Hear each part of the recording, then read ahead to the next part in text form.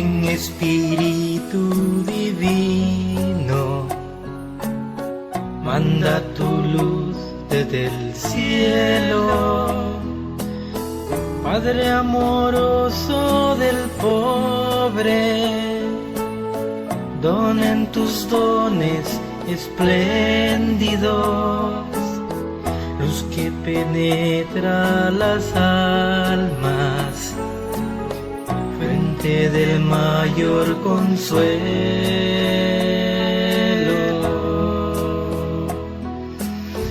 Ven dulce huésped del alma, descanso en nuestros esfuerzos, tregua en el duro trabajo, brisa en las horas de fuego, gozo que enjuga las lágrimas y reconforta en los duelos.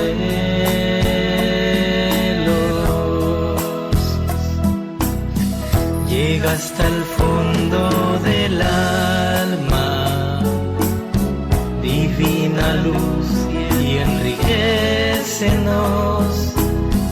Mira el vacío del hombre, si tú le faltas por dentro. Mira el poder del pecado cuando no envías tu aliento.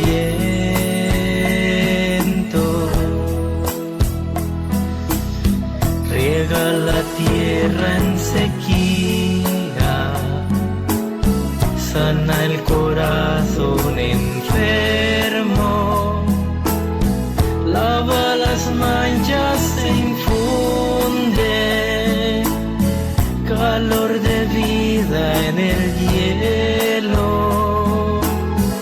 Toma el espíritu indómito,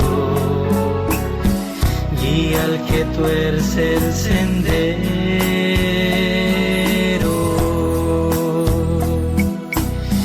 Reparte tus 7 dones según la fe de tus siervos, por tu bondad y tu gracia. Dale al esfuerzo su mérito, salva al que busca salvarse y danos tu gozo eterno.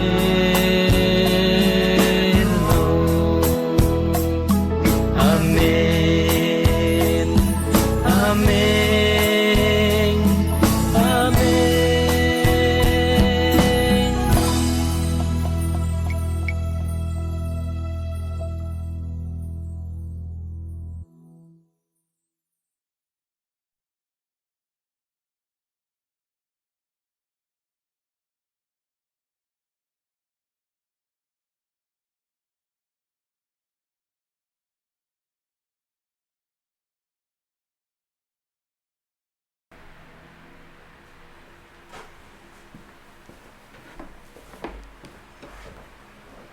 Muy buenas tardes, bienvenidos mis queridos hermanos, un placer estar con ustedes. Estamos haciendo pruebas de audio todavía, creo que ya estamos trabajando perfectamente bien con lo que es el sistema de internet, así que pues le damos las gracias por estar con nosotros, acompañándonos esta tarde, 25 de mayo ya del 2021, ya el primer cuarto del año, pues ya lo estamos despidiendo, hemos iniciado ya el primer mes del segundo cuarto de este año. Y esta noche pues estamos muy contentos porque pues, nos volvemos a reencontrar después de un tiempo con nuestro invitado, nuestro director espiritual, con nuestro asesor y también director del programa, el padre José Ballesteros Urías. Padre, muy buenas tardes, bienvenido. Buenas tardes, Isaías, que un gusto, un placer volver a estar aquí compartiendo en estos diálogos precisamente para seguir profundizando en nuestra fe y sobre todo tener más claro muchos aspectos de nuestra vida espiritual que precisamente muchas veces lo vivimos, los escuchamos, pero aquí de una manera pues mucho más relajada, con estas pláticas, con estos diálogos, tratar asuntos, como tú has dicho en otras ocasiones, sin polemizar, siendo puntuales en lo que pues, la Iglesia sostiene sobre muchos aspectos de nuestra vida espiritual, de nuestra vida como Iglesia cristiana y católica.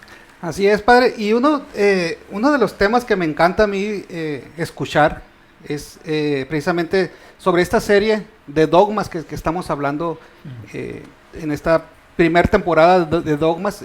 Se decidió, por recomendación de usted, iniciar con el dogma mariano, ¿verdad? Para la teología mariana. La teología mariana. Entonces, esto, como usted lo dice, no es con un ánimo de hacer polémica ni crear confusión, sino al contrario. La espiritualidad y el carisma de este programa es de formar e informar a nuestro auditorio que nos está siguiendo fielmente martes tras martes. Y pues, si nos puede regalar la oración de inicio para arrancar de lleno con el programa. Ya, en nombre del Padre, el Hijo y el Espíritu Santo. Amén. Amén. Invoquemos la presencia del Señor a través de la luz de su Espíritu Santo para que ilumine nuestro entendimiento, nos dé el don de sabiduría, el don del discernimiento, a fin de que pueda producir en nosotros el fruto de la ciencia, el fruto de la sabiduría que nos ayuda a conocer mejor nuestra fe y a dar testimonio de ella, no tanto con nuestras palabras, sino sobre todo con nuestro testimonio de vida, con nuestros actos. Y vamos a hacerlo como lo hacían los apóstoles, particularmente previo a Pentecostés, de acuerdo a la recomendación de Jesús. Ahí, reunidos en el cenáculo, nos pidió que nos mantuviéramos en oración, Señor, y acompañados por María Santísima. Hoy queremos utilizar la intercesión nuevamente de nuestra Madre Santísima, la Virgen María, y solicitarte esta gracia especial de tu Espíritu Santo esta noche, para que no solamente a nosotros, Señor, sino también a todos nuestros radioescuchas, a todos los que nos están siguiendo en estos momentos, pueda también llegar la luz de tu Espíritu, que renueve sus mentes y sobre todo que encienda sus corazones con el fuego de tu amor. En primer lugar, hacia ti, que eres el Señor de nuestras vidas, y a todo aquello que lo representa, que te representa y que hace posible tu presencia entre nosotros, particularmente la vida de los santos, de manera especial nuestra Madre Santísima. Ven, Espíritu Santo, llena los corazones de tus fieles y enciende en ellos el fuego de tu amor. Envía, Señor, tu luz y tu verdad, y todo será de nuevo creado y se renovarán nuestros corazones. Oh Dios, que has iluminado los corazones de tus hijos con la luz de tu Santo Espíritu, haznos dóciles a sus inspiraciones para gustar el bien y gozar de tus consuelos. Por Cristo nuestro Señor. Amén. Te agradecemos, Mamá María, por estar hoy con nosotros en este momento de oración en que invocamos a tu esposo, el Espíritu Santo, y que te cubrió con su sombra para que en tu vientre virginal pudieras dar carne a la palabra eterna del Padre. Gracias por estar aquí y permitirnos que te conozcamos más. Sabemos, como dicen los padres jesuitas, que ir a ti es camino seguro para llegar a tu Hijo, y que también buscando a tu Hijo necesariamente tenemos que encontrarnos contigo. Y aquí, acompañados por ti, llévanos hacia tu Hijo, a seguir conociendo los misterios de nuestra fe desde la profundidad propia que nos da la luz del Espíritu Santo que fecundó tu ser y que desde el principio te creó sin mancha, sin pecado, porque purísima tenía que ser quien albergara en su ser la pureza misma. Te lo pedimos, Señor, por intercesión de nuestra Madre Santísima, en nombre del Padre, el Hijo y el Espíritu Santo. Amén. Pues hemos celebrado ya hace 2 días Pentecostés. Puedo decir que estamos dentro de la octava de Pentecostés, ¿no? Esta semana se celebra... Sería lo que antiguamente era la octava de Pentecostés. La reforma del Concilio Vaticano II de la liturgia, pues quitó esta octava de Pentecostés. Había una octava de Pentecostés. Ajá, entonces... Nos quedamos con 2 nomás. Nos quedamos con 2 y pues previos a la celebración de la Santísima Trinidad, y por eso nada más traigo a colación lo que nos dice el Catecismo de la Iglesia Católica, numeral 243. Nos dice que antes de su Pascua Jesús anuncia el envío de otro Paráclito, defensor, el Espíritu Santo. este que actuó ya en la creación y por los profetas, esto en el credo de Nicea, Constantinopla, estará ahora junto a los discípulos y en ellos para enseñarles y conducirlos hasta la verdad completa. El Espíritu Santo es revelado así como otra persona divina con relación a Jesús y al Padre. Catecismo de la Iglesia Católica, número 243. Y esto pues como un previo a la fiesta que vamos a celebrar el próximo domingo, ¿Fiesta o solemnidad? Es solemnidad. Solemnidad, ¿verdad? Solemnidad del Espíritu Santo. Y para entender un poco, puesto que de los pueblos que venimos, Padre, se celebra mucho la festividad del Espíritu Santo. Pero entrando de lleno a lo que es el dogma, el segundo tema de 4 del dogma mariano sobre la Inmaculada Concepción de María, también me tomé a bien sacar, nada más como introducción, lo que nos dice el Catecismo de la Iglesia Católica también, numeral 487 y 488.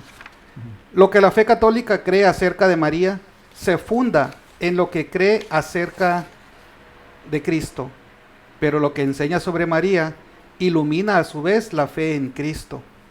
Numeral 488 nos dice: Dios envió a su Hijo, pero para formarle un cuerpo, quiso la libre cooperación de una criatura.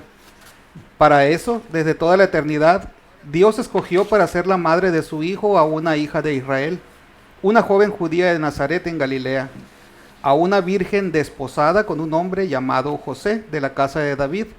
El nombre de la virgen era María.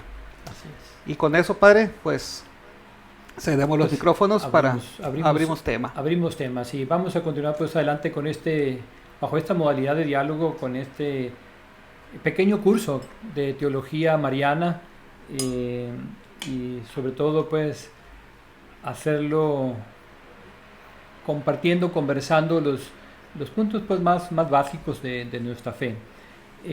Recordemos pues que nosotros como cristianos somos católicos, que ser católico es prácticamente un apellido. Nuestro ser es ser cristianos. Todos los católicos somos cristianos antes que nada. Porque creemos en Cristo, nuestra fe es en Jesús, pero nuestra fe es universal, es para todos, y como dice Jesús, no todos aceptan esta fe, no todos le seguimos, no todos le siguen, por lo cual pues aunque es católica, sabemos que no todos están dentro de ella. Por eso se corrigió un poquito lo que es la consagración dentro de la liturgia eucarística, ¿no? Antes decía por todos, y ahora se dice por muchos, porque sabemos que aunque el llamado a la salvación es para todos, no todos atienden al llamado. Muchos son los llamados, pocos los decididos, decía un eslogan vocacional de mis tiempos, de mi época, ¿no? Y hace como 3 años, ¿no? Sí, y luego decía, y de esos decididos, pocos los que perseveran, ¿no? Pocos los escogidos, muchos los llamados, pocos los escogidos, y luego menos todavía los decididos, ¿no? Sí. Sabe que yo adopté ese eslogan también cuando daba mis cursos de liturgia, porque estuvimos en una comunidad donde más de 1000 personas por cada misa, teniendo 7 misas los domingos, sí, y un grupo pequeño de servidores, sí, entonces me cayó como anillo al dedo ese eslogan que también adopté como mío. Así es. Pues vamos a continuar hablando sobre las verdades de nuestra fe cristiana y católica sobre la Virgen María. Ya hablamos sobre la maternidad divina, hoy nos toca hablar, como bien dijiste, sobre la Inmaculada Concepción. Sabemos que la gracia primera que recibió la Virgen María fue la maternidad divina, porque ella fue elegida precisamente para ser madre, es que le vienen como consecuencia las otras gracias. Esas verdades que nosotros creemos. La primera de ellas, después de la maternidad divina, es su Inmaculada Concepción. Es decir, Dios elige en el tiempo a aquella que iba a ser la depositaria o el tabernáculo de la palabra eterna de Dios mismo. Y es entonces que al elegirla, la elige pues pura, la protege de toda mancha de pecado. Podemos decir, entonces Dios ya la tenía predestinada a la Virgen. Vamos a decir que sí, pero Dios siempre respeta la libertad. Dios mismo, al revelarle la intención que tenía sobre ella, ella es la que responde libremente. Pudo haber sido que ella había dicho que no, ¿sí? Posiblemente en el pasado Dios pudo haber elegido y preparado a otras mujeres que a lo mejor dijeron que no. No lo sabemos, solamente en la presencia de Dios a lo mejor un día nos llegaremos a enterar. Pero es posible, sí. ¿Por qué? Porque aunque Dios prepara el alma y el ser de cada persona para misiones específicas, Dios siempre va a respetar la libertad. Por eso Dios le pregunta a través del ángel Gabriel a María si le plantea el proyecto y le dejan libertad. María respondió: soy la esclava del Señor, hágase en mí según tu palabra. Es decir, su fiat o su respuesta pues fue un sí, un fiat, un sí. Pues bien, partamos de esa realidad. Entonces, el regalo primero de la Virgen es maternidad divina. Dios piensa en mandar a su Hijo al mundo para cumplir su promesa de Génesis 3.15. Y lo va a hacer a través de una mujer, porque así dice Génesis 3.15, cuando sentencia al demonio bajo la figura de serpiente, le dice: a ti la mujer te aplastará la cabeza mientras tú tratarás de morder su talón. Entonces Dios sabía que la salvación, si la condenación o el pecado había entrado en el mundo por intervención de una mujer, por intervención de la misma mujer, iba a venir la salvación. Pero esa mujer que Dios elige para salvar a la humanidad, pues Dios mismo la prepara y la protege para que fuera digna de lo que Él iba a dar a la humanidad, su palabra, el Verbo eterno. Como dice Juan, ¿no? En el principio existía la palabra y la palabra estaba con Dios y era Dios, Juan 1.1. Y luego Juan 1.14, y la palabra se hizo carne y habitó entre nosotros. ¿Cómo sucedió esto? Eso es Evangelio de Juan, capítulo 1. ¿Cómo sucede esto? Nos lo dice Lucas, precisamente también en capítulo 1, cuando el ángel Gabriel se le hace presente, por allá del versículo 36 en adelante, se le hace presente y dice cómo va a ser. Ahí se nos explica. Recuerden que la revelación divina pues está esparcida en la humanidad, y cuando uno, en toda la Biblia, cuando uno empieza a ver la Biblia como un todo, empieza a comprender el mensaje que Dios ha querido dar a través de distintos entes o medios, incluido pues el ser humano. Entonces vemos que allí nos explica a través de Lucas cómo se da esto. La misma Virgen pregunta cómo va a ser, sin intervención de varón, y ese va a ser el siguiente tema, ¿no? La virginidad de María. Pero vamos a la Inmaculada Concepción. Pues bien, hoy hablaremos pues sobre este tema, sobre su concepción virginal, no de Jesús, sino de ella misma. La concepción virginal de María, es decir, cómo María fue preparada para ser la Madre de Dios, cómo estaba pues en el plan de Dios esto. Y esto lo vamos a descubrir no solamente en la doctrina de la Iglesia. Tú acabas de leer precisamente lo que dice la Iglesia. Allí está toda la teología mariana en los numerales del 476 al 511, me parece. Por ahí lo que corresponden a este tema creo que es del 490 al 494. Son los numerales que corresponden a la Inmaculada Concepción. Previo al tema, tú leíste algunos versículos de los numerales previos, donde pues se dice que es a través de una mujer. Pues bien, sabemos que estas verdades nosotros como católicos las creemos, son dogmas de fe.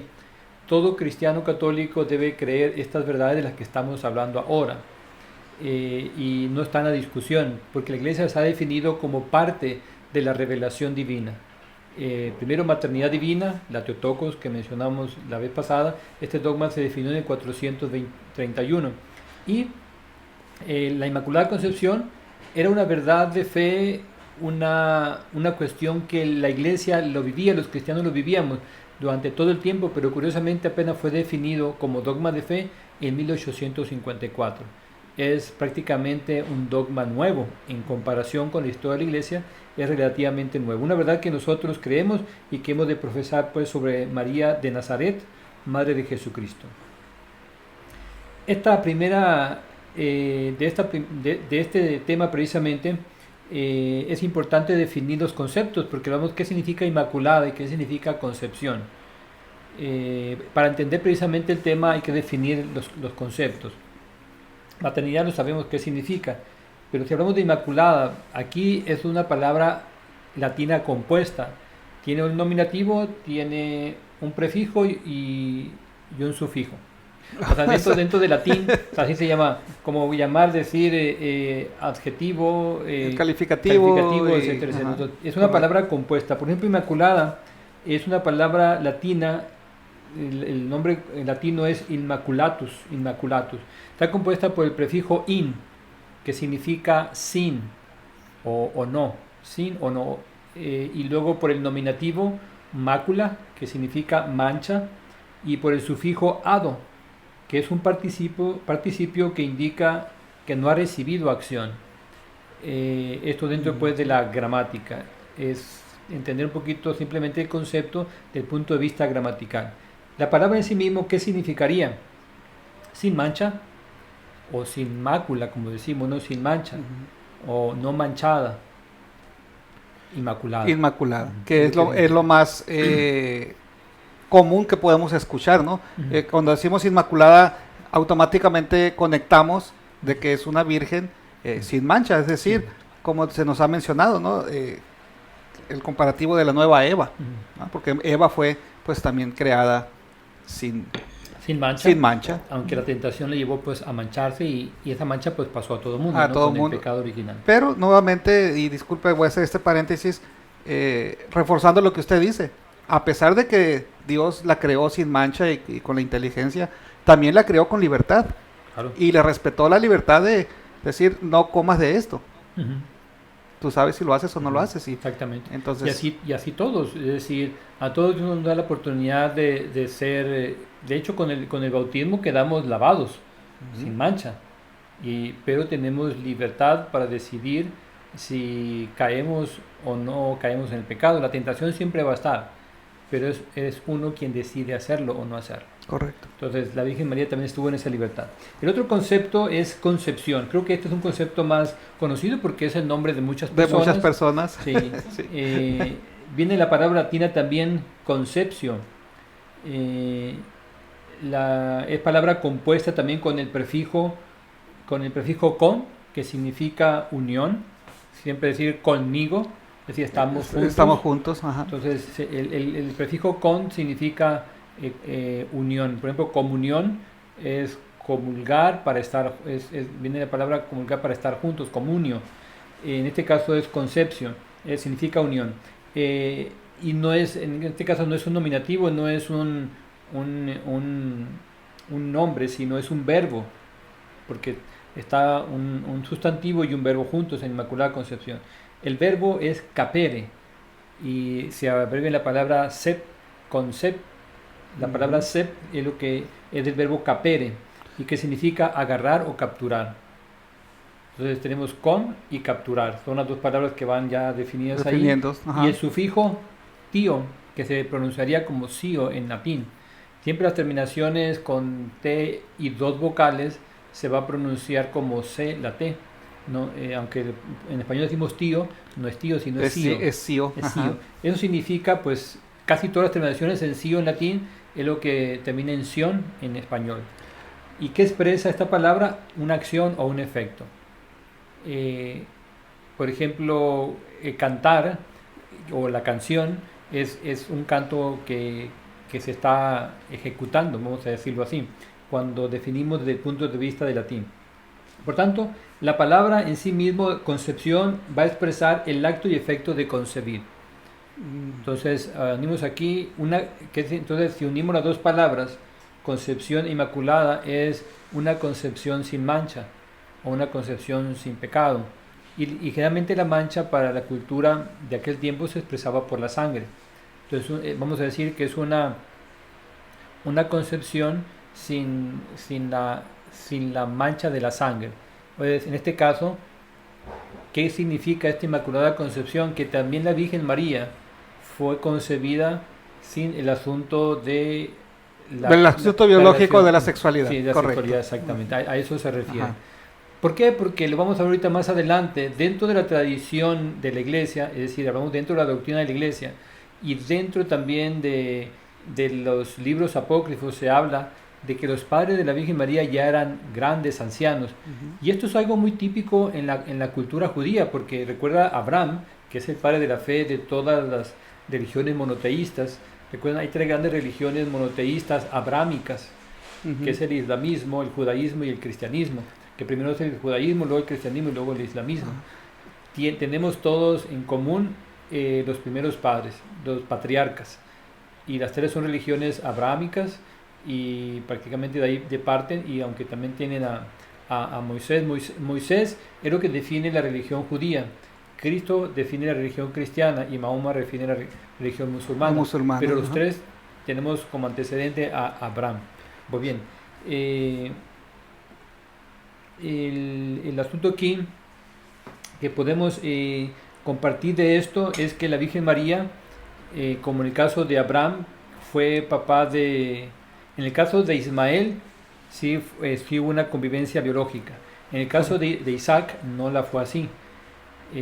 Incluso cuando los tres arcángeles, habla de tres personajes en la Biblia, recuerda que todos los exegetas hablan de que eran los tres arcángeles, Miguel, Rafael y Gabriel, que van y comen con Abraham, y que le dicen: dentro de un año vamos a volver y a tu esposa tendrá un hijo, en sus brazos. Y que Sara pues se ríe, ¿no? A cierto punto burlándose. Y los ángeles dicen: pero ¿por qué tu mujer se ríe? Le dice: estaba a distancia, porque estaba ella escuchando a escondidas. A la sorda, como decimos, ¿no? Pero ellos sabían que ella estaba escuchando, pues eran ángeles de Dios. Claro. Entonces, y dile a tu esposa que eso es posible. Para Dios sabemos, como le dijo la Virgen María, no hay imposible. Entonces, ¿por qué ella se ríe? Porque ella pues ya estaba seca, como ella misma lo menciona, ¿no?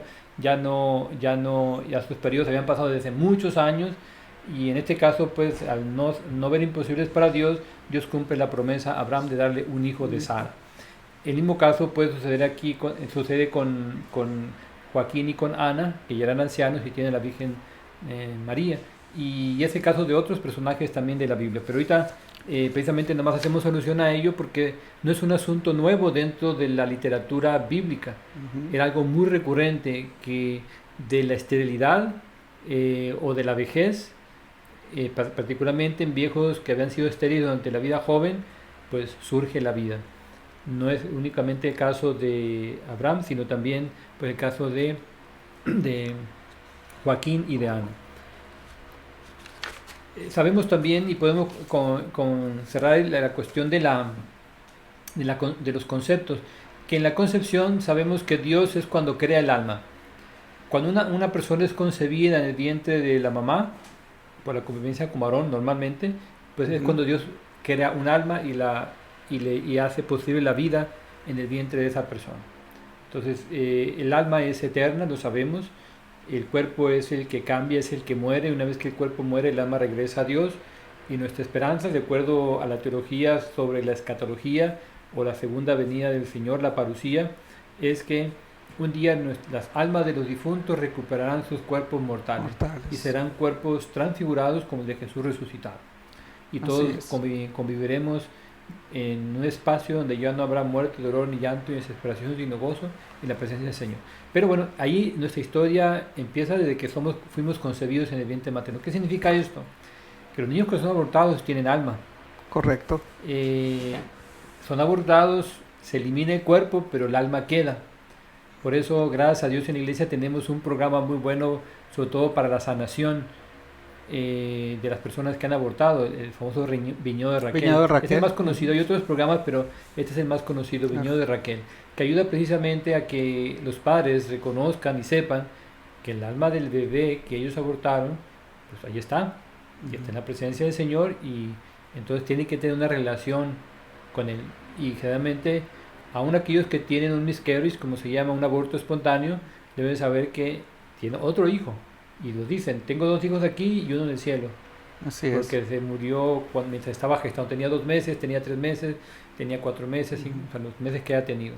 Sabe que hay otro hijo y que está en la presencia de Señor, y que ese hijo un día recuperará su cuerpo. Ahora, ¿será como niño? Pues no lo sabemos. No lo sabemos exactamente. Como dice Jesús, no, eso ya en su momento el Señor nos lo revelará. No es parte de una revelación que se haya dado ya para conocerla aquí en el tiempo, sino que se hará en otro momento. Ahora bien, para abordar el dogma de la Inmaculada Concepción es importante Por tanto, si estamos hablando de que ella fue concebida virginalmente, estamos hablando aquí de que tenemos que hablar sobre su vida. Correcto. Para conocer un poquito y entender el tema. Porque esto, la verdad sobre la Inmaculada Concepción habla sobre el inicio de la vida de María, sobre la concepción de María. El otro dogma, el de la perpetua virginidad, habla de la concepción de Jesús en el vientre de María, en un vientre virgen. Pero aquí cuando hablamos de Inmaculada Concepción estamos hablando de que la vida de ella fue concebida de forma virginal también y de forma inmaculada en el vientre de Ana. De Ana. De Ana, precisamente. Por eso es bueno abordar la vida de la Virgen María. Y aquí entra lo curioso de nuestro tema, que ya lo platicamos la vez pasada, ¿no? Que la mayor parte de lo que nosotros sabemos sobre la Virgen María, sobre su vida, no está dentro de la Biblia. De hecho, sobre los inicios de la Virgen María no se habla, no habla. Aparece la Virgen María cuando ella está recibiendo el mensaje del ángel. Prácticamente dentro del tema bíblico, la Virgen María entra ya como madre de Jesús, hablando de su concepción de la concepción virginal de su hijo. Es ahí donde empieza la historia bíblica sobre María, aunque ya después sacamos los antecedentes del Antiguo Testamento que hablan sobre ella. Es la tradición precisamente de la Iglesia y los escritos apócrifos lo que nos hablan un poquito más sobre María. Pero te digo que aquí lo curioso del tema, porque hay una bibliografía externa, no cristiana, que nos habla de María. Exactamente, y aquí está. Y ahí tienes precisamente ese libro, ¿no? Lo voy a sacar. Puedes mostrarlo, exactamente. Claro que sí. Dentro de la teología islámica, es precisamente donde abundan muchos temas sobre María. Y es curioso también la teología islámica tiene sus propias corrientes. Y exacto. Un nieto precisamente de Mahoma, un bisnieto de Mahoma y un estudioso persa, un historiador persa, exegeta precisamente del Corán, que es el libro sagrado de los musulmanes. La Biblia para ellos, ¿no? El Corán y la Biblia para los musulmanes.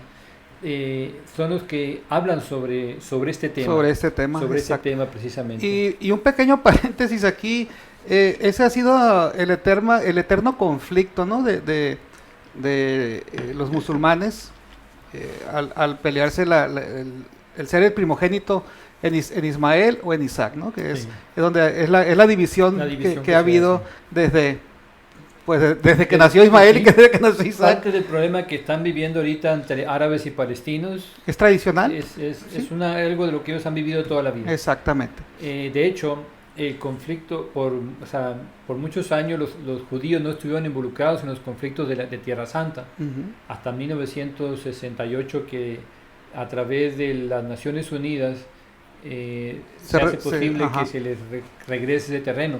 Y los que pegan y gritan en el cielo pues son los musulmanes, porque ellos estaban ocupando ya esa tierra. Exacto. Pero anteriormente la ocuparon los judíos y anteriormente nuevamente los musulmanes. Los musulmanes, y así la historia. Las famosas guerras de las cruzadas, eran entre cristianos y musulmanes, por el mismo territorio. Por el mismo territorio, y ahora es judíos y musulmanes. Ellos siempre pelean precisamente esa tierra. Y te digo que algo muy curioso que tiene el libro del Corán, habla alrededor de 70 veces de la Virgen, no que hable alrededor de 70 veces, de hecho tiene todo un capítulo dedicado a la Virgen María. Nombra precisamente 70 veces a la Virgen María. La nombra 70 veces el Corán. ¿Sabes cuántas veces la nombra la Biblia la Virgen María? Yo creo que como no más de 10 veces. En los evangelios, 12 veces. 12 veces. Por todo, 18, 19 veces en el Nuevo Testamento. Y te digo que no la nombre de nombre, sino que la nombre cuando se usa el nombre de mujer. Por ejemplo, Jesús en la cruz, dice, ahí está María. Mujer, ahí está tu hijo. Y luego, sabían que ahí están las Marías, ¿no? Las tres Marías. El evangelio precisamente de ayer. Las tres Marías, ¿no? María, la madre de Jesús. María, la de Cleofas, que era prima hermana de María. Este famoso Cleofas era padre de Judas y de Simón, que en otro momento de la Biblia mencionan que son hermanos de Jesús, pero pues bueno, eso es otra historia, sí. Pero el asunto aquí es que esa María y Cleofas estaban emparentadas, eran primas hermanas, Así es. Y luego está María Magdalena. María Son las tres Magdalena. Marías. Ujú. Ahí es una vez que la mencionan, pero luego inmediatamente se vuelve a hacer relación a ella. Cuando Jesús dice mujer, Pablo pocas veces se refiere a la Virgen María como María, habla de mujer. Cuando dice, como dice, pues si por un hombre vino el pecado al mundo, Por por una otro hombre mujer. vino la salvación. Si por una mujer entró el pecado al mundo, por otra mujer no viene la salvación. Inclusive en las bodas de Caná, Sí. cuando María le ordena a los criados, Ujú. hagan lo que él diga. O sea, se les ha acabado el vino a los novios, mujer, pues no, Sí. o sea, ¿qué quieres que haga? No es mi tiempo Es una todavía. referencia Ajá. a ella y es una referencia, vamos a decir, indirecta porque no la menciona, pero sabemos que es ella. Hacia porque quién se está dirigía. el texto se está refiriendo a ella. Exactamente. Entonces, son alrededor de 20 veces la Biblia, que Sí. ya sea de forma directa mencionando su nombre o de forma indirecta refiriéndose a ella como mujer o la mujer. Ujú. Es que también el Apocalipsis 12, que dice la mujer rodeada Del hay una sol. doble interpretación que se hace aquí dentro de la teología cristiana que se refiere pues a la iglesia y a la Virgen María también. Ujú. Pero es curioso cómo dentro de la cosmovisión de la aparición de la Virgen en Tepeyac, haz de cuenta que es todo el capítulo 12 de Apocalipsis. Apocalipsis. Pero curiosamente es toda la teología náhuatl presente allí. Presente en el Y Apocalipsis. el asunto es cómo Apocalipsis escrito 1500 años antes y De, toda una de que se teología, descubriera esta tierra. sí, y toda una teología y ambas imágenes, la imagen de la Virgen de Guadalupe expresa ambas teologías de una forma muy clara. Entonces, ¿por qué crees que los indios cayeron rendidos ante la imagen de la Virgen María? Porque ella, toda la simbología que tiene, porque ellos hablaban precisamente a través de imágenes, no era tanto el lenguaje, los famosos códices. Los códices, ajá. Eran imágenes, por los cuales ellos conservaban sus propias tradiciones, tenían su propia teología ahí. Entonces, ella es todo un códice que les revelaba lo que ellos esperaban para un quinto sol, que curiosamente ella aparece embarazada. Embarazada, exacto. Total, que bueno, ese es un tema que después podemos tratar, nada más hablar del códice de la Virgen María, todo lo que El la códice Virgen de Guadalupe, guadalupano, sí. todo lo que significa, que muchas veces no lo sabemos. Pero bien, entonces aquí el asunto es que el Corán alrededor de 70 veces habla de la Virgen y la Biblia 20. 20, máximo. Ahora bien, y esto tiene sentido porque la intención de los padres de la iglesia, y digo padres de la iglesia católica, ¿por qué? Sí. No me refiero a los padrecitos que están celebrando misa, no. Los padres, cuando se habla de los padres de la iglesia, padres con mayúscula, se habla de los teólogos, que eran los que dirigían las grandes iglesias católicas, cristianas católicas del siglo III, siglo IV, siglo V, que fueron los que definieron nuestros dogmas de fe.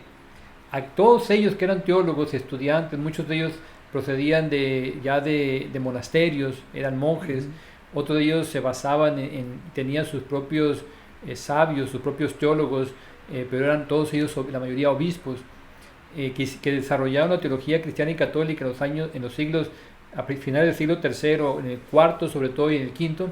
Esos son los padres de la iglesia. Cuando se habla padres de la iglesia, a eso nos estamos refiriendo. Ellos mismos, cuando empiezan a definir el canon de los libros inspirados que iban a conformar el Nuevo Testamento, ellos tenían en mente que tenía que ser cristológico, Cristo al centro. Y por tanto desecharon muchos otros libros que hablaban sobre los acontecimientos de Jesús, que no tuvieran a Jesús como centro, o que parecieran libros más narrativos de otro tipo de cosas. Entonces ellos estudiaban muy bien todos los libros y definieron 27 para formar parte del canon, y tenían que ser libros cristológicos. Había libros donde se hablaba demasiado de María. Nada más por el hecho de hablar demasiado de María, es decir, muy marianos, fueron desechados, como el protoevangelio de Santiago. de Santiago. Ajá. Hay otro también, el evangelio de Nicodemo, que también habla mucho sobre la Virgen María. Y hay otros evangelios donde se habla sobre la infancia de Jesús de una forma pues no muy racionalista, o sea, un niño demasiado, como un superhéroe prácticamente, ¿no? Sí, de hecho, a mí me tocó leer uno de esos evangelios cuando estuvimos estudiando en Quino. Se nos habló precisamente y pues usted me conoce que me gusta investigar y compré uno de esos evangelios. Y sí, como bien lo menciona, son más, yo lo sentí como más ilustrativos. Siempre el hombre buscando el más allá, ¿no? Sí. O sea, ¿cómo sería la infancia de Jesús? Ah, pues Jesús era un niño así, era muy inquieto, se subía a los árboles. Así estaba narrado. Hasta hay una película sobre eso, sí, sobre ese evangelio. Exactamente, y que La infancia de Jesús. como era hijo de carpintero, hacía pajaritos, les daba vida y bueno. Hay de madera o de barro y lo hacía, Y decía volar. de hecho hasta lo presenta como un niño berrinchudo, Ujú. también, que hace algo. Es lo más, muy natural, por otro lado. Bueno, Dije yo, tan humano como divino. sí. Entonces, el asunto aquí es la intención de los padres de la iglesia al elegir los libros que iban a ocupar el canon, desecharon todos esos, se conocen como libros apócrifos, que no quedaron dentro del canon, que no fueron considerados como inspirados por Dios, y por tanto quedaron fuera de la revelación divina. Así como los padres de la iglesia, hoy día los padres de la iglesia se reúnen precisamente para definir las verdades en concilios, como lo hicieron en Jerusalén en el año 50, cuando el conflicto entre Pedro y Pablo sobre la circuncisión o no de los nuevos cristianos, particularmente aquellos que venían del paganismo, porque los cristianos judaizantes o que provenían del judaísmo decían, esos que se están haciendo cristianos y se están bautizando, que vienen del paganismo, de la cultura helénica, también tienen que circuncidarse. El famoso problema, ¿no? Entonces, fue el primero que se discutió, el primer concilio. El primer debate, ¿no? El primer debate que se dio, se reunieron para tomar, y lo hicieron bajo la acción del Espíritu Santo, y decidieron bajo la acción del Espíritu Santo. Y así concluye la famosa carta que mandan a Antioquía, ¿no? Dice Santiago, que era el obispo precisamente de Jerusalén, y estando Pedro ahí presente, pero como Santiago era el encargado de la iglesia de la comunidad de Jerusalén, él es el que está haciendo cabeza ahí, porque es el que era el anfitrión. ¿Cuál es el Espíritu Santo y nosotros hemos decidido? Es decir, es la forma en que la iglesia a lo largo de los siglos, en 20 concilios ecuménicos que ha tenido, ha hecho lo mismo. Las decisiones que se toman son en consenso y siempre bajo la acción del Espíritu Santo. Todas las herejías que conocemos hoy día, todas provienen del siglo IV, del siglo III, siglo IV. Y los obispos fue cuando se hicieron más concilios, porque se empezaron a reunir los obispos, padres de la iglesia, para definir qué sí era inspirado y qué no. Ahí fue cuando se definieron precisamente el canon del Nuevo Testamento, el paquete de libros del Nuevo Testamento, diciendo estos libros sí, estos no, estos están inspirados. ¿Por qué? Porque aquí todo va de acuerdo a lo que se ha predicado en los 300 años, porque recuerda lo que decía Pablo: les transmito lo que me he recibido. Y la predicación, el mensaje se transmitía a través de la predicación. Porque es curioso, y lo dice la Biblia mismo, Jesús nos dijo, vayan y escriban libros. No, vayan. Jesús dice, vayan y prediquen el Evangelio. La tradición oral, la tradición apostólica oral es la más importante. Pero los mismos apóstoles se dieron cuenta cuando empezó a haber confusión y se empezó a perder el mensaje, y a distorsionar el mensaje mismo de Jesús, es que empezaron a decidir a poner por escrito las cosas. Por eso se escribieron primero muchas cartas de Pablo antes que los evangelios. Los evangelios prácticamente fueron los últimos que se escribieron. Y se hacen precisamente para aclarar que esto fue lo que predicó Jesús. No aquello que está diciendo aquel otro, porque muchos que ni siquiera habían conocido a Jesús y recibieron también el Espíritu Santo, predicaban muy bien como Apolo. Pero, ¿qué sucedía? Al no haber conocido a Jesús, no haber convivido con él, pues a veces predicaba cosas que no eran. Ajá. Y esas cosas que no eran son las que después se llaman herejías, que en el siglo IV las empiezan a definir así, porque después empiezan a decir, bueno, era hijo de Dios Jesús, sí, entonces era Dios, sí, pero que no era hijo de María también, sí, pero era hombre también, sí, entonces Jesús, Dios y hombre, sí, a la vez. Entonces, la realidad de Jesús ¿es una sola o son dos distintas? ¿Es Dios hombre y Dios Jesús así separados y juntos, o es uno solo? La famosa frase de la unión hipostática, que en la persona de Jesús, como única realidad, Dios y hombre verdadero, que no pueden separarse. Sí. Ahora bien, uno cuestiona eso, pues ¿cómo es posible? Para Dios no hay imposibles. Entonces, eso es un dogma de fe, es una revelación divina. ¿Por qué? Porque Juan mismo lo dice en su evangelio. En principio la palabra existía, y la palabra tomó carne y habitó entre nosotros. Y Pablo dice, fue en todo semejante a nosotros, menos en el pecado. lo cual significa que Dios, al tomar para sí algo de lo que Él mismo había creado, lo hace suyo. De hecho ya era suyo, pero lo une a su propia realidad divina y lo hace una sola cosa. Por eso se define que la Virgen María es Madre de Dios, porque Jesús no se separa. Y en ese tiempo, cuando estaba definiendo la famosa maternidad divina, ya en el 381, en el 481, cuando se definió la Teotocos, la maternidad divina de la Virgen María, muchos no aceptaban eso porque decían que María únicamente era madre de la parte humana de Jesús, no de la parte divina. Pero ya se había definido que Jesús era uno solo y que no se podía dividir su ser. Era uno, era Dios y hombre verdadero. Entonces, por tanto, si era Dios y hombre verdadero, María era madre de Dios. La famosa Teotocos. Ahora, todas esas herejías son las que ahora ya después de Lutero se fueron retomando y fueron formando precisamente las distintas comunidades cristianas que no son católicas. Que no son católicas, exacto. Son todas esas herejías rechazadas en el siglo IV y V son las que hoy son la base de todas estas se retoman comunidades. en el siglo XIV, siglo XV alrededor, ¿no? Y lo curioso es que todas esas decisiones que se tomaron en aquel tiempo se hicieron en concilio, es decir, de manera consensada y bajo la acción del Espíritu Santo. Y todo eso está escrito. Está en la Biblioteca Vaticana, todos esos documentos, así como tenemos este documento que tú hace poco adquiriste sobre María de Nazaret, escrito, es la edición de 1899, tiene más de 100 años este librito. Ese librito tiene más de 100 años, mucha historia, y le agradezco a nuestros hermanos de allá de España que me lo hicieron llegar, desde allá viene ese librito, pues mire, me da miedo abrirlo. Pues así, todos los documentos están en la iglesia. Pues bien, el asunto que queremos decir con esto es que toda la iglesia, que son verdades de fe, son inspiradas por Dios, sí, pero también dialogadas por los hombres. La gran reforma que tuvo la iglesia, tanto en el Concilio de Trento como en el Concilio Vaticano II, fue dialogada. Cuando doy clases de Quino, sorprende mucho que cuando estudiamos el documento Lumen Gentium, es un documento, yo creo que de los documentos más cortitos, pero de los más ricos. De los más ricos. Y fue un documento que se escribió durante 5 años, porque se escribía un bosquejo y se discutía, se despedazaba el contenido y se hacían sugerencias y se volvía a rehacer de nuevo.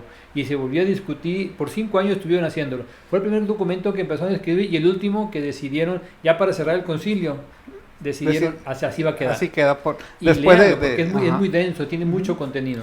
Y esos documentos, lo voy a referir, lo podemos encontrar totalmente gratis en www.vatica.ba. Ahí están todos los documentos de la iglesia. Ahí lo pueden encontrar gratis. Puede bajar o nomás ahí leerlos en PDF o ahí mismo. Exactamente. El otro documento, lo tenía por ahí hace rato aquí, el catecismo.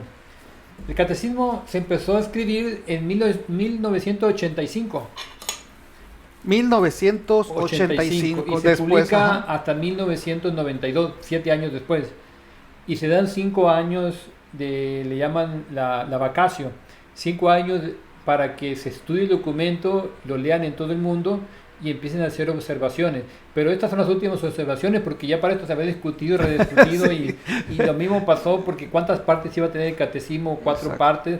Curiosamente define la parte de la parte dogmática, la parte sacramental, que es la liturgia, la parte carismática o mística, que es la de la oración. Y la parte la otra es la parte no me acuerdo. Ahorita se lo decimos. 4 partes. Pero bueno, el asunto es que todo eso entra en discusión, en diálogo, para ir definiendo las cosas y siempre se hace inspirado por el Espíritu Santo. Nosotros, por ejemplo, iniciamos este programa de una manera muy sencilla. Empezamos a hablar y luego nos pusimos a orar un ratito, pedimos Espíritu Santo. Exactamente. Tenemos la luz ahí que lo expresa. Entonces, todas las cosas en la iglesia se hacen de esta manera. Con símbolos. Con la simbología. Y signos y sobre todo acuerdo. Y siempre bajo la luz del Espíritu Santo. Pues bien, cuando definieron el canon, dijeron, aquí se habla mucho de la Virgen María, no queda dentro de la... Es muy mariano. Cultural, no es muy mariano. Cerramos, lo que dejamos fuera y se quedaron con esos libros. Curiosamente, por eso cuando nuestros hermanos cristianos esperados o no católicos pues presumen de la Biblia, pues la Biblia es católica, porque Exactamente. fueron los padres de la Iglesia Católica Los los que- que definieron los libros que ahora están contenidos en el Nuevo Testamento. Inclusive San Jerónimo se dio la tarea de ponerlo por versículos y por capítulos y versículos, o sea, una tarea San inmensamente Jerónimo se grande. puso a A traducir. tradujo con todos los monjes que tenía a su disposición del griego al latín, porque ya existía la parte griega. Todo el Nuevo Testamento estaba escrito en griego, originalmente se escribió en griego, porque es el lenguaje más común. Y el Antiguo Testamento, pues ya estaba la traducción griega, que era el canon alejandrino de 200 años antes de Cristo, ya estaba traducida toda la Biblia al griego. No había problema ahí. No había mucho, Pues, mucho trabajo, ahí vamos no a había decirlo. trabajo, nada más de Ajá. ahí, cuando unen el Nuevo Testamento, pues todo está en griego la Biblia, hay que traducir al latín, que es el lenguaje de la iglesia. Así Y de es. hecho se prohibió por muchos años, hasta 1800, no me acuerdo, ahorita se me escapa el año, que ya podemos traducir la Biblia o usarla de manera pues personal o en grupos. Pero por muchos años la iglesia prohibió hacer traducciones a la Biblia. Ese fue uno de los grandes conflictos de Martín Lutero. Por eso el otro día comentábamos aquí de los famosos monjes jerónimos, eran monjes jerónimos, Jerónimos. en Reina y Valera, Ujú. que ellos, la primera traducción de ellos, como eran españoles, aunque estaban en ese tiempo me parece que no sé si en Suiza o en Suiza creo que estaban, eran españoles, la primera traducción que ellos hicieron fue al español, la famosa Biblia Reina Valera. Ajá. Aunque cuando ellos dejaron la iglesia católica, les hicieron sacar esos famosos 7 libros deuterocanónicos. Los tuvieron que sacar, pero ellos tradujeron toda la Biblia al español, toda, Exacto. incluyendo los 7 libros. Los 7 libros que no existen dentro de las religiones cristianas no católicas. Sí. Bueno, actualmente ya, porque de los 70 para acá, ellos mismos, con los mismos estudios que ellos nos han hecho, se han dado cuenta que pues se cometió un error en el pasado y hay que Exacto. estarlo regresando otra vez. Sí. Me lo llevé y ahí va otra vez. Ahí va la Biblia. para atrás a desempolvarlo, ¿no? ¿Qué pasa? Como ya lo mencionamos una vez, en el siglo XVI se pensaba que el canon palestino era más antiguo. Y el canon palestino, que es el judío de Jerusalén, palestino, está la guerra ahorita, Ujú. ponía sus reglas, que los libros inspirados por Dios tenían que ser escritos en griego, perdón, en arameo o en hebreo. Tenían que estar escritos dentro de cierta región, porque como que el Espíritu Santo nomás se enfocaba a la En región ese de pedacito. Israel, nomás así, Sí. Como pueblo elegido, como ¿no? pueblo Ajá. elegido. Y tenían como 5 reglas, pero esas son las principales, Ujú. estas 3 son las principales, y al no estar escritos originalmente en hebreo, quedaba fuera. El canon alejandrino incluye libros como la sabiduría, que está escrito en griego, por sabios rabinos que ya escribieron en griego para que el mensaje llegara sobre todo a los jóvenes en Alejandría, Egipto.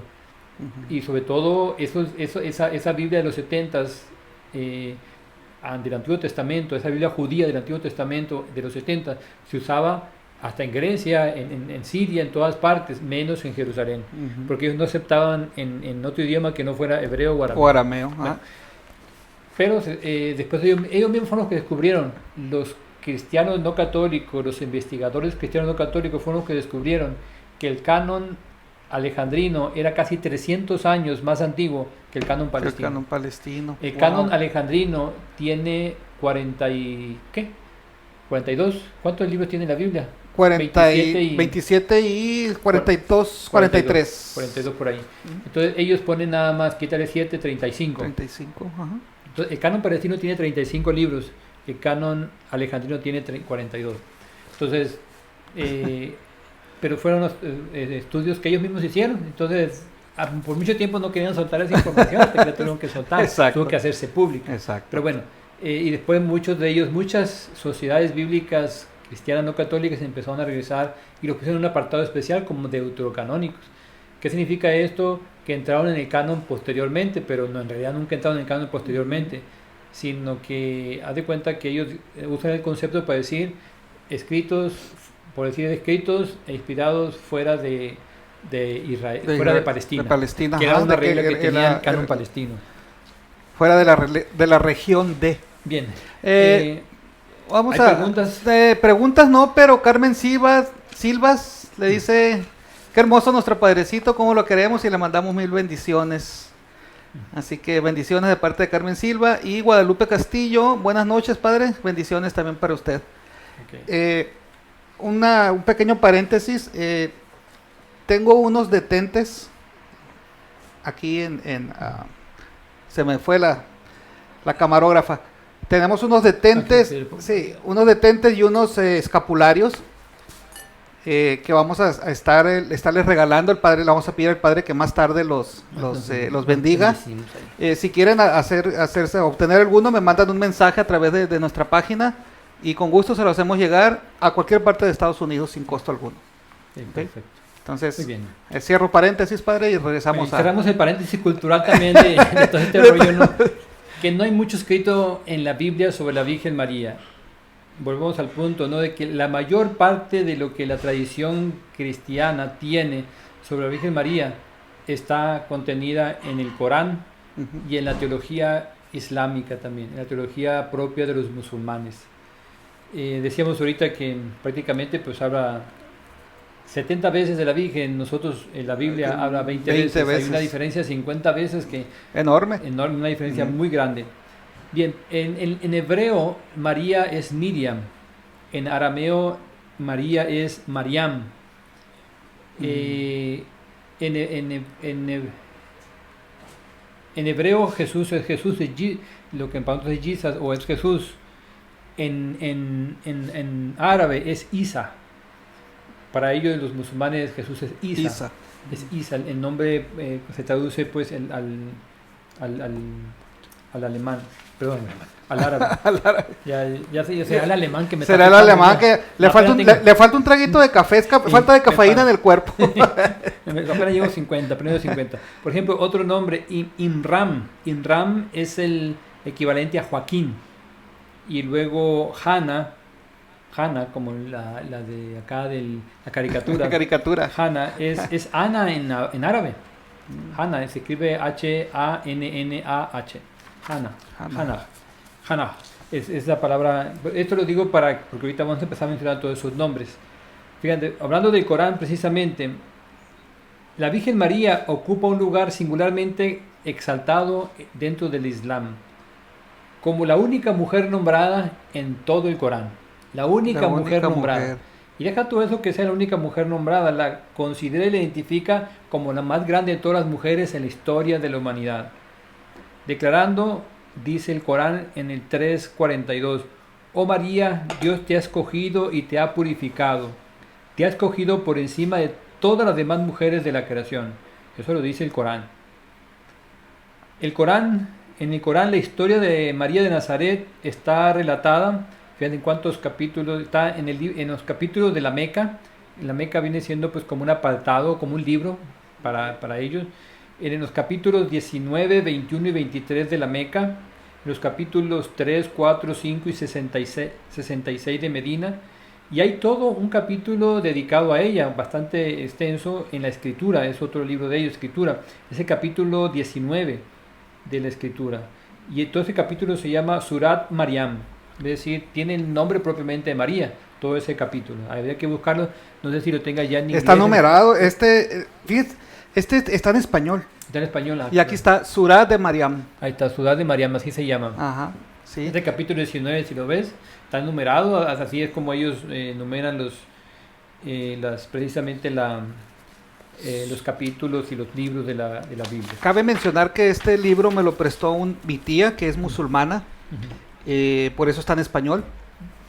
Se vino la pandemia y pues ya no se lo he podido devolver, pero poco lo he podido leer, pero está, como usted dice, está extenso. Eso no, ha habido personas que se asustan porque agarro literatura de otras denominaciones, y lo cual no es malo, sino simplemente conocer e investigar un poco más sobre otras yo creo que el gran tradiciones. problema que tenemos, y es como el espíritu del mal, el espíritu de oscuridad actúa en nosotros, es ignorancia y miedo. Son dos factores, dos ventanitas que le podemos abrir al mal, ignorancia y miedo. Entre mejor conozcas, como dice el dicho, entre mejor conozcas al enemigo, pues más fácil vas a saber cómo contraatacar. Aquí en el asunto es de que, hablando de religiones, es muy curioso conocer la gran riqueza que tienen esas religiones.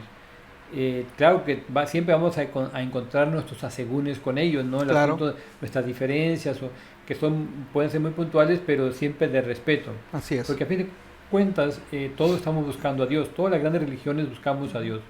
Y más las monoteístas, en este caso la musulmana que considera a Dios Alá, la hebrea que considera a Dios, pues no lo nombra de hecho, Ajá, pero que pues va a es ser puro, como puro, Yahvé, ajá, como Yahweh. Ajá. y nosotros que también lo conocíamos Yahvé, pero más que nada como Padre, ¿no? Porque sí nos lo reveló Jesús como Padre, pero es Yahvé. Recuerda también que aquí otro paréntesis, el nombre de Jehová es del siglo XIX, Así es. perdón, siglo IX, es del siglo IX de nuestra era, es decir, 900 años después, cuando se le empiezan a poner vocales a la Biblia hebrea, o ya también pues a la traducción es que usan la palabra Adonai, el Señor, Ujú. y las vocales de ahí se las ponen a Yahvé. El antiguo hebreo no tenía vocales. No tenía vocales porque era el nombre innombrable. Luego lo otro es que todo donde hacía Yahvé se puso entre paréntesis para que en ese momento se guardaran segundos de silencio y todo el mundo entendía que ahí estaba la palabra de Dios. La palabra de Dios. Todo el mundo lo entendía perfectamente. Bueno, pues vamos al punto. Según el Corán, la gracia divina rodeó a María desde su nacimiento. La gracia divina, es literatura islámica, no es ni siquiera cristiana, Ujú. fíjate.